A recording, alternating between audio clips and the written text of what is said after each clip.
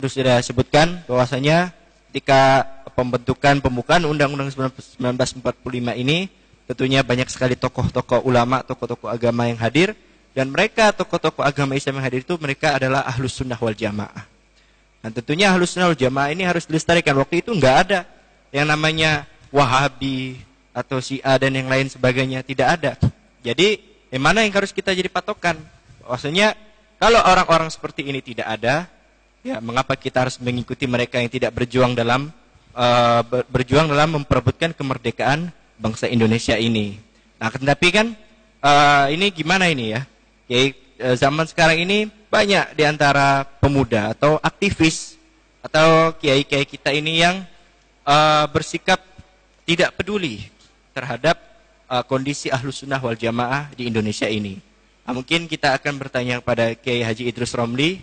Ya, beliau ini sampai ke mancanegara, internasional. Mungkin beliau mempunyai pandangan atau mempunyai banyak pengalaman. Ini bagaimana cara menyikapi atau pandangan kiai. Di Indonesia sudah banyak para ulama atau para kiai yang tidak peduli lagi terhadap akidah Sunnah wal Jamaah. Atau mereka itu takut. Ada di antara mereka yang kalau menyampaikan akidah takut dicemooh atau apa gimana. Ya, bersifat tidak peduli. Ini bagaimana Kiai Idrus Romli? Assalamualaikum warahmatullahi wabarakatuh. Waalaikumsalam.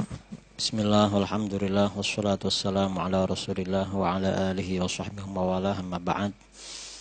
Para alim ulama, para asatidz, dan para pemirsa Al-Bahjah TV yang saya hormati. Memang kalau kita amati pada akhir-akhir ini perkembangan aliran-aliran di luar Ahlus Sunnah wal Jamaah begitu marak. Tahun 2009 saya melakukan penelitian dengan kawan-kawan di Jawa Timur. Ditemukan sekitar 250 macam aliran sesat di Indonesia. Tapi setelah saya jalan-jalan mulai dari Aceh sampai Jayapura, saya pikir aliran sesat di Indonesia ini bukan 250, mungkin ada 2.500. Nah, salah satu sebab mengapa umat Islam ini terpengaruh dengan aliran-aliran baru, karena terutama minimnya ilmu pengetahuan. Ilmu pengetahuan minim, kemudian aliran-aliran baru seiring dengan derasnya laju reformasi, ya, dengan era teknologi yang luar biasa, aliran sesat dari mana-mana datang ke Indonesia. Karena umat Islam memang sudah kurang kuat, tidak punya basic yang kuat tentang Ahlus Sunnah wal Jamaah, akhirnya mereka banyak yang terpengaruh. Apalagi memang aliran-aliran baru ini sering mempersoalkan masalah dalil. Seakan-akan ajaran agama yang kita terima dari ulama-ulama dulu itu tidak ada dalilnya. Padahal memang mayoritas umat Islam di Indonesia belajar agama memang tidak sampai kepada tingkatan dalil, itu yang belajar, apalagi yang tidak belajar. Akhirnya banyak terpengaruh dengan aliran-aliran itu. Lebih-lebih sekarang ini memang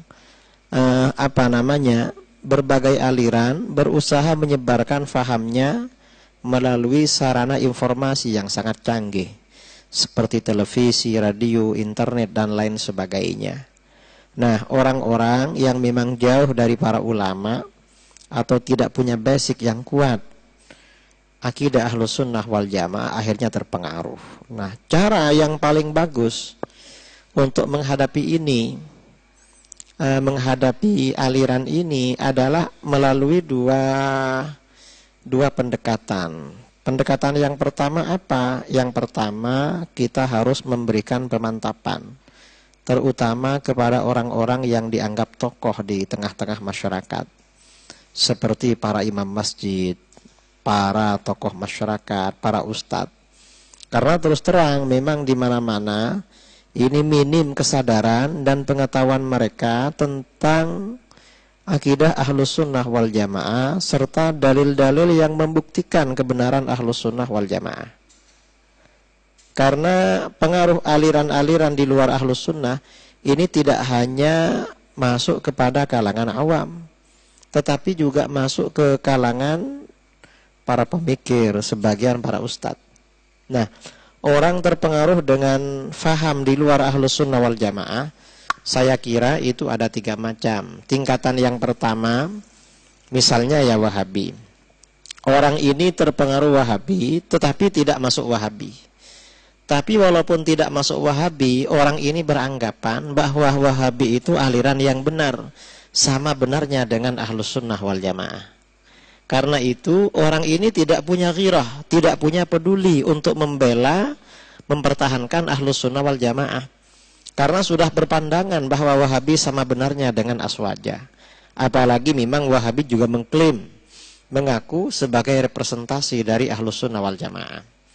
Itu tingkatan pengaruh yang pertama. Pengaruh yang kedua, orang ya ini masih Ahlus Sunnah wal Jamaah, tetapi ini sudah meragukan kebenaran akidahnya. Kalau yang tadi Aswaja dibenarkan, faham di luar Aswaja juga dibenarkan.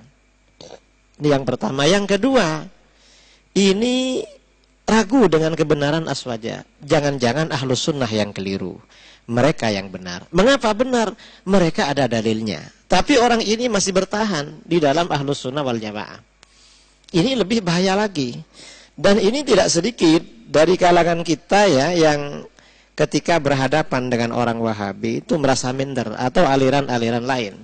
Karena menganggap mereka lebih Ahlus Sunnah daripada Ahlus Sunnah yang sebenarnya.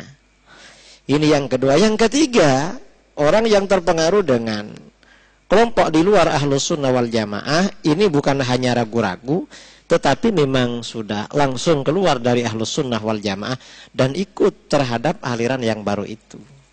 Nah, untuk orang yang semacam ini, 3 kelompok yang terpengaruh dengan aliran-aliran di luar Ahlus Sunnah wal Jamaah, pendekatan yang harus kita lakukan kepada mereka, tentunya kita harus mengikuti, meneladani para ulama dulu di dalam memperjuangkan akidah Ahlus Sunnah wal Jamaah. Pendekatan apa? Terutama pendekatan keilmuan. Kita tahu Imam Asy'ari, Imam Abul Hasan al-Asy'ari dan murid-muridnya. Beliau ini bukan seorang tokoh yang dekat dengan dunia politik. Artinya bagaimana Islam Ahlus Sunnah wal Jamaah oleh beliau tidak disebarkan, dipertahankan melalui kekuatan politik. Tapi bagaimana murni pendekatan keilmuan. Pendekatan keilmuan yang dilakukan oleh Imam Asy'ari melalui 3 pendekatan. Yang pertama, menyebarkan informasi dalil-dalil kebenaran Ahlus Sunnah wal Jamaah dan mengungkap kebatilan, syubhat-syubhat faham di luar Ahlus Sunnah wal Jamaah. Ini melalui kitab-kitab. Jadi karangan-karangan beliau sebagian ada yang menjelaskan dalil-dalil Ahlus Sunnah wal Jamaah, juga ya kitab-kitab akidah murid-murid beliau, ada yang membongkar syubhat-syubhat, kesalahan-kesalahan ajaran di luar Ahlus Sunnah wal Jamaah melalui karangan-karangan. Yang kedua, beliau juga melakukan kaderisasi. Jadi murid-muridnya memang dilatih oleh beliau melalui pendidikan akidah Ahlus Sunnah wal Jamaah. Yang ketiga, ini juga tidak kalah, beliau ini tidak kalah penting, beliau ini siap berdialog dengan kelompok-kelompok di luar Ahlus Sunnah wal Jamaah. Bahkan sebagian murid beliau itu asalnya orang Syiah Imamiyah, lalu setelah diajak berdialog secara dari hati ke hati, secara ilmiah, akhirnya menjadi pengikut beliau dan salah satu muridnya. Nah, Imam Asy'ari ini tidak jarang menghadiri majelis-majelis orang Mu'tazilah maupun aliran-aliran lain. Dan murid-muridnya juga demikian. Ketika mereka menyampaikan pandangan tentang ideologi sesuai dengan akidahnya oleh para ulama kita di kantor, ini yang dilakukan. Dan Buya Yahya dulu telah melakukan ya dengan salah satu tokoh Wahabi di Cirebon. Dan saya kira itu sangat bagus. Terutama itu kita lakukan di depan masyarakat. Ini memang cara cara pemantapan Ahlus Sunnah wal Jamaah. Dan ini penting. Cara metode semacam ini kita sampaikan kepada para penceramah, para kiai, para ulama, agar di dalam ceramah-ceramah ini tidak monoton ya, seperti apa adanya, tetapi juga menyampaikan bagaimana sebenarnya dalil-dalil Ahlus Sunnah wal Jamaah. Karena masyarakat ini banyak meninggalkan ajaran aswaja. Itu ternyata setelah kita tanyakan, mereka beranggapan katanya ajaran aswaja tidak ada dalilnya. Yang ada dalilnya Wahabi. Dan ternyata alhamdulillah setelah dalil-dalil Ahlus Sunnah kita sampaikan kepada mereka, dalil yang disampaikan oleh Wahabi tidak sesuai dengan apa yang didalilkan, akhirnya banyak yang kembali kepada Ahlus Sunnah wal Jamaah. Ini sangat penting. Dan jangan dianggap jangan dianggap tidak penting kita ini memperjuangkan Ahlus Sunnah wal Jamaah. Karena pengaruh faham Wahabi dan faham-faham lain ini luar biasa.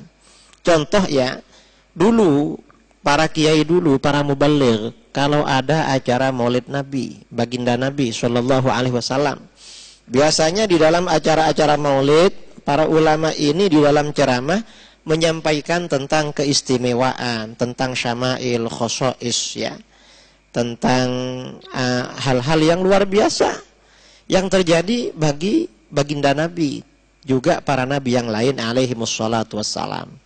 Akhir-akhir ini dalam 30 tahun terakhir, 20 tahun terakhir ya, sekitar 20 tahun terakhir, setelah orang-orang Wahabi ini marak, di mana mereka setiap menjelang bulan Maulid mereka sudah menyiapkan hujah-hujah yang mereka anggap kuat untuk menafikan pentingnya acara Maulid, bahwa Maulid itu bid'ah, Maulid itu haram dan lain sebagainya. Akhirnya para mubaligh kadang tidak sempat menyampaikan khosois, keistimewaan para nabi. Akhirnya para mubaligh, para penceramah, waktunya tersita untuk membicarakan dalil acara Maulid. Akhirnya masyarakat tidak mengenal nabinya. Nabi itu sebenarnya bagaimana?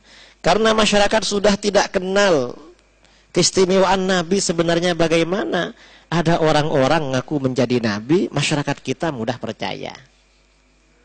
Ini jangan dianggap enteng, karena bulan Januari kemarin ya, di negara kita ini gaduh dengan berita tentang Gavatar, Gerakan Fajar Nusantara. Ada seorang pelatih bulu tangkis ngaku jadi Nabi. Dan yang ikut ini tidak sedikit. Ada yang ikut Gavatar di Kalimantan lebih 1.000 orang. Lalu setelah itu di Jombang, ada orang ngaku jadi Nabi juga. Ada yang percaya. Kemudian di Lombok Timur, ada orang namanya Tugimin ngaku menjadi Nabi. Orang percaya juga. Mengapa orang ini mudah percaya? Karena orang sudah tidak tahu Nabi itu harus bagaimana. Dikiranya orang ini kalau sudah pinter olahraga pantas menjadi Nabi. Atau bisa meramal, itu sudah dianggap layak menjadi Nabi. Padahal tidak begitu. Kan syarat para Nabi ini sangat berat ya di dalam. Memang orang biasa tidak mungkin bisa menjadi Nabi. Karena para Nabi ini adalah manusia pilihan. Tapi orang sudah tidak tahu sekarang ini bahwa para Nabi itu harus manusia pilihan. Sejak kecil memang secara syar'i harus orang baik-baik. Kemudian secara fisik juga orang paling sempurna. Jadi kata para ulama itu, kewajiban syar'i para Nabi yang pertama ayyakun akmalan nas khalqan. Harus orang yang paling sempurna secara fisik. Jadi bukan hanya secara akhlak ibadah, tetapi secara fisik memang orang paling handsome atau orang paling ganteng. Tidak boleh kalah dengan orang biasa. Karena kalau kalah dengan orang biasa, nanti umatnya bisa tertukar. Siapa yang nabi, siapa yang bukan itu. Kalau kalah. Ini masyarakat sekarang tidak tahu. Ya karena pengaruh dari ini faham-faham di luar Ahlus Sunnah wal Jamaah yang terus mengikis dan merongrong umat Islam Ahlus Sunnah wal Jamaah. Karena itu saya kira yang perlu saya garis bawahi, yang pertama, kita memang perlu memberikan pemantapan Ahlus Sunnah wal Jamaah. Ahlus Sunnah itu sebenarnya siapa, lalu ajarannya apa, dalil-dalilnya apa saja. Kelompok-kelompok di luar Ahlus Sunnah itu ajarannya apa, lalu sebenarnya ajaran mereka itu benar apa salah. Kalau salah yang benar bagaimana. Kemudian kalau mereka menyampaikan dalil, dalil itu benar apa tidak. Kalau tidak benar, itu tidak benarnya dari aspek mana. Itu harus kita bongkar secara terbuka kepada masyarakat. Insya Allah kalau hal itu kita sampaikan, masyarakat ini tidak akan mudah terpengaruh dengan faham-faham di luar Ahlus Sunnah wal Jamaah. Apalagi sekarang kita untuk menyampaikan dalil-dalil Ahlus Sunnah wal Jamaah oleh Allah sudah semakin dimudahkan. Kita ini ada media TV, ada radio, ada internet, dan lain sebagainya. Itu merupakan peluang yang luar biasa kita untuk mempertahankan ajaran Ahlus Sunnah wal Jamaah. Nah, barangkali itu tanggapan dari saya terhadap pertanyaan dari saudara pembawa acara tadi. Mungkin bisa disempurnakan oleh yang lain. Assalamualaikum warahmatullahi wabarakatuh. Warahmatullahi wabarakatuh. Kami ucapkan terima kasih kepada Kiai Idris Romli bahwa